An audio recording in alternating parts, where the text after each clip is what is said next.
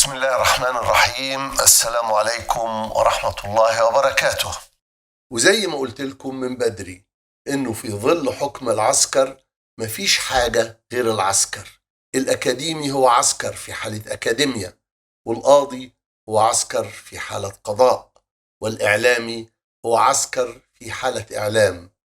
كمل السطر وقول: والمعارض هو عسكر في حالة معارض. ولا ينجو من هذا إلا الثائر الذي يرفض المنظومة كلها ويعمل على إزاحتها برمتها. لست كثير نظام يكشف عن عورتيه فقط، بل كثير الجميع. ولست أبرئ إلا الذي يحمل البندقية قلبا ويقوي عليها شغافا. الكلام ده أنا قلته في حينه في فبراير 2019. يبقى العبد لله نبه إلى ما يرتكب من جرم. آن باترسون عملت ندوة في مركز التقدم في واشنطن، قالت فيها هم ازاي اشتغلوا ضد الحراك الثوري في مصر، وقالت كمان ان هم هيفضلوا شغالين بنفس الطريقة، اللي هي الطريقة اللي انا حكيت لك على مراحلها من البداية من 2011، واللي اعدت التأكيد عليها بمناسبة تجدد الاحداث. طب لما يكون الكلام ده كله واضح بهذا الشكل ومنذ سنوات طويلة، واحد مواقف هذا الوضوح، احد الإضاءات القوية التي ألقيت على هذه الفكرة كانت في 2019، في فبراير 2019، وبمناسبة حدث كبير وهو إعدام 9 أنفس بريئة طاهرة. ومع ذلك المشهد مستمر زي ما هو، وترتكب فيه الجرائم على المنوال نفسه. تبقى دي أخطاء برضو. ما ينفعش إن في بني آدم عمال يضربك بعربيته بنفس الطريقة في نفس المكان كل يوم وكل دقيقة وكل لحظة، وبعدين يقول لك معلش أصلا أنا ما خدتش بالي، معلش.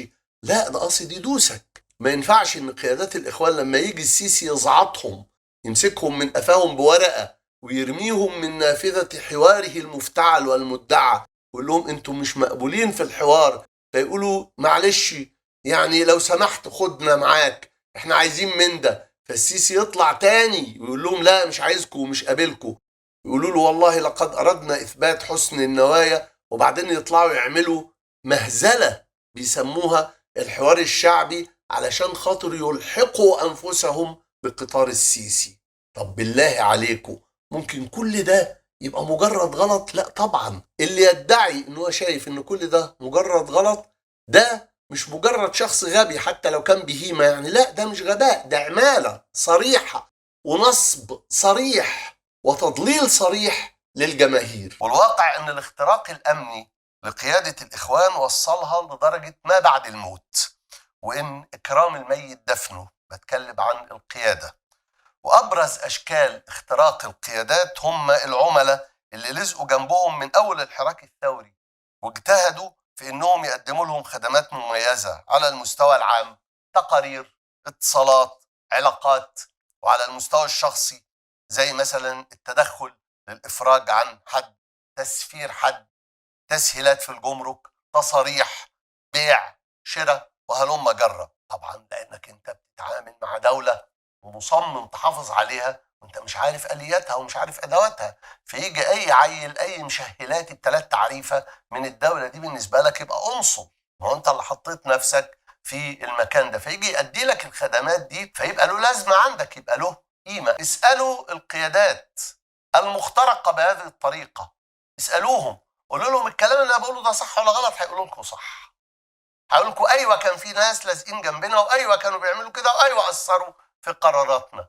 ولو صدقوا مع بعضهم خطوه كمان لقدام يقول لك ايوه ولسه مقصرين في قراراتنا لغايه دلوقتي، واحنا لسه على تواصل معاهم. هي دي طبعا، ده بالنسبه للبعض مش بالنسبه للكل. هي دي بالظبط طريقه الاختراق المثلى. في غيرها، بس هي دي الاكثر استخداما والاكثر شيوعا والاكثر تاثيرا.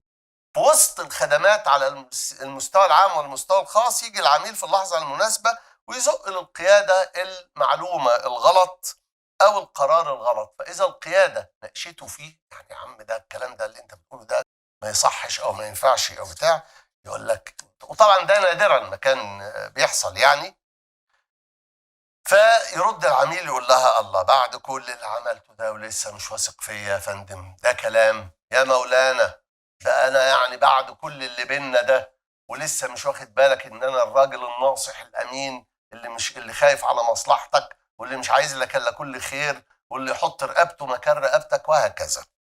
اذا قال يعني او استشهدت القياده دي في اطار رفض النصيحه المغرضه اللي بيوجهها لها العميل، قالوا ده في ناس قالوا لي كلام غير كده، ده الدكتور محمد البلتاجي قال لي كلام غير كده، ده حازم ابو اسماعيل قال لي كلام غير كده، ده محمد القدوسي بيقول كلام غير كده. يقول له ومين ده محمد البلتاجي؟ محمد البلتاجي انت اللي تقول له مش هو اللي يقول لك.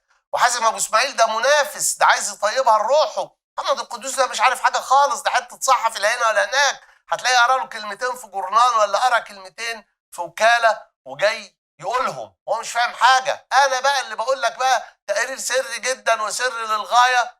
اسالوا القيادات، الحوارات دي حصلت بالحرف زي ما انا بقولها كده. هقول لكم ايوه حصلت هذه الحوارات، ولو مشوا خطوه ابعد اقول لك وبتحصل زي ما بقول لك كده. كويس؟ يبقى هنا الراجل خلاص بقى الامين هيبصم، هيوافق على النصيحه المغرضه وبالتالي ياخد القرار الغلط. وقلت لك الشيطان مش عايز لا يامرك بالترك ولكنه يامرك بالتاجيل. يكفيه منك التاجيل، يكفيه منك التضليل، يكفيه منك ان تتاخر عن، يعني عارف لو انت سايق العربيه وهتخبط في الحيطه وبس اتاخرت 3 ثواني في انك تدوس على الفرامل، خلاص دوس بقى بعد كده على الفرامل، اول ما تدوس مش هتفرق، العربيه لبست في الحيط وانتهى الامر. فانا مش حاجه اقول لك ما تدوسش على الفرامل، بس هقول لك طب استنى 3 ثواني. ده بالظبط اللي كان وما زال بيحصل بالنسبه لهذه القيادات. وهذا ما يفسر لنا سر اصرار قيادات الاخوان لغايه النهارده على انهم ينفذوا المخطط اللي رسموه الامريكان والصهاينه لصالح السيسي بالحرف. جزء اساسي من تنفيذ هذا المخطط هو قرارات وتصرفات القيادات. ومن شواهد هذا الاصرار اللي قالتها أنبا ترسون في الحلقه النقاشيه اللي نظمها مركز التقدم في واشنطن، ان لقاءاتها المتكرره بالسيسي جت في اطار ان الرئيس محمد مرسي كلفه بملف التواصل مع الامريكان. يعني محمد مرسي هو اللي قال عبد الفتاح السيسي انه كان بيقول انه اخلص رجاله، ودي حقيقه. محدش يقول لي ده كان كشفه ده كان فهمه. طب كشفه وفهمه ومسك القط مفتاح القرار، ينفع الكلام ده؟ يعني مالكم كيف يعني اعقل يا عم الكلام اللي انت بتقوله قبل ما تقول والله يرضى عليك، عشان بس يبقى فيه الحوار يبقى له لازمه. انا في 99% من الاحوال لا برضى ارد ولا اعلق. ليه؟ لان بلاقي يعني كلام لو رديت عليه يا هخسر اللي قدام مني انسانيا، يا دم هيفور، يا يعني في كلام ما ينفعش انك تناقشه. اقل من عتبه النقاش، اقل من مستوى عتبه النقاش. لما يجي واحد يقول لك ده محمد مرسي كان كاشف عبد الفتاح السيسي من اول ثانيه، يا راجل كشفه من اول ثانيه ومكلفه ان هو ممسكه اخطر ملف التآمر الرئيسي عليك يا دكتور محمد من واشنطن، وانت ممسك عبد الفتاح السيسي اللي هو المكلف من واشنطن بالتآمر عليك ملف التواصل مع واشنطن.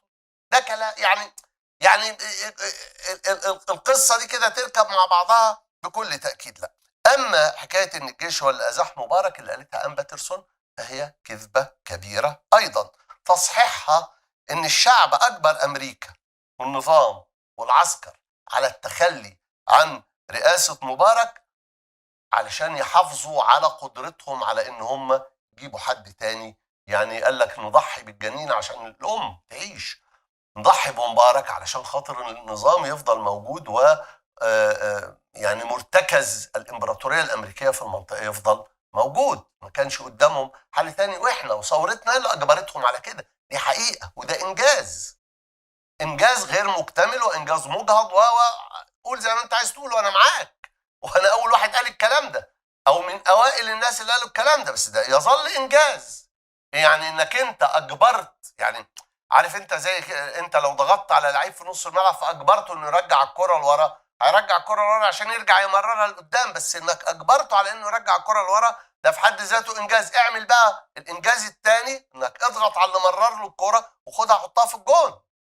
يعني فالانجازات بتتم كده خطوه بعد خطوه. كونك ما عملتش الخطوه نمره 2 ده مش معنى كده ان خطوه نمره 1 ما كانتش انجاز. بس ننتبه لهذه الحقيقه.